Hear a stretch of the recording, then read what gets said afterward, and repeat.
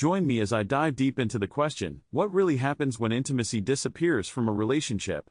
Let's explore this together. Intimacy is the foundation of any healthy relationship. It's what makes us feel connected, understood, and loved. But what happens when that intimacy starts to fade?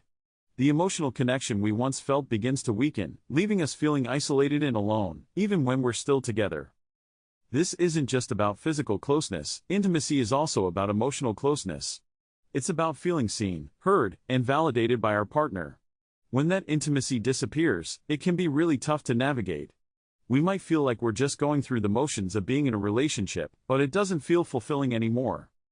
The absence of intimacy can creep into our relationship slowly, often without us even realizing it at first. We might start to feel like we're just roommates, or like we're living separate lives. It's a subtle shift, but it's one that can have a profound impact on our relationships. So, how do we know if intimacy is fading from our relationship? One sign is a lack of communication. We might stop sharing our thoughts, feelings, and desires with each other. We might start to feel like we're walking on eggshells around each other, afraid to bring up certain topics or share our true feelings. This can create a sense of distance and disconnection. Another sign is physical distance. We might stop touching, stop cuddling, or stop being intimate altogether. This can be a result of a lack of emotional connection, or it can be a cause of it. Emotional disconnection is another common sign. We might start to feel like we're not on the same team, like we're not working together to build a life and a relationship. We might feel like we're just existing in the same space, but we're not really present with each other. This can manifest in different ways, like not making an effort to spend quality time together, or not showing interest in each other's lives. We might start to feel like we're just going through the motions, like we're stuck in a rut. Sometimes, intimacy loss can be a symptom of a deeper issue. Stress, life changes, or unresolved conflicts can all contribute to a decline in intimacy. For example, if we're dealing with a lot of stress at work or at home, we might start to withdraw from our partner.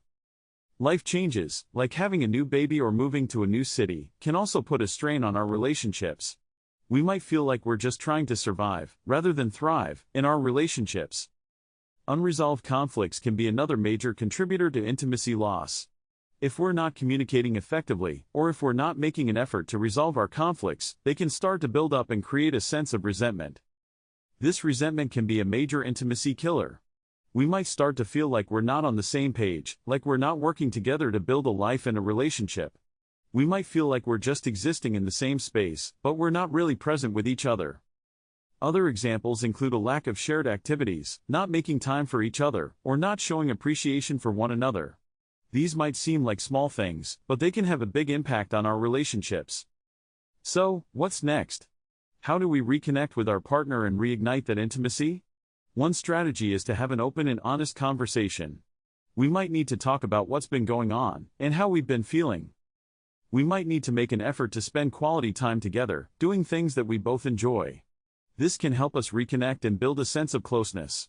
We might also need to seek out professional help, like couples therapy. A therapist can provide us with tools and strategies to improve our communication, resolve conflicts, and build intimacy. It's not always easy, but it's worth it if we want to build a strong and healthy relationship. Reigniting intimacy takes effort and commitment from both partners. We might need to make small changes, like scheduling regular date nights or showing appreciation for one another. We might need to make bigger changes, like addressing underlying issues or working on our communication skills. Whatever it is, it's worth it if we want to build a strong and healthy relationship. In closing, intimacy is a crucial part of any healthy relationship. When it disappears, it can be tough to navigate. But by recognizing the signs, understanding the underlying reasons, and making an effort to reconnect, we can build a stronger and more fulfilling relationship. Addressing intimacy issues proactively is key.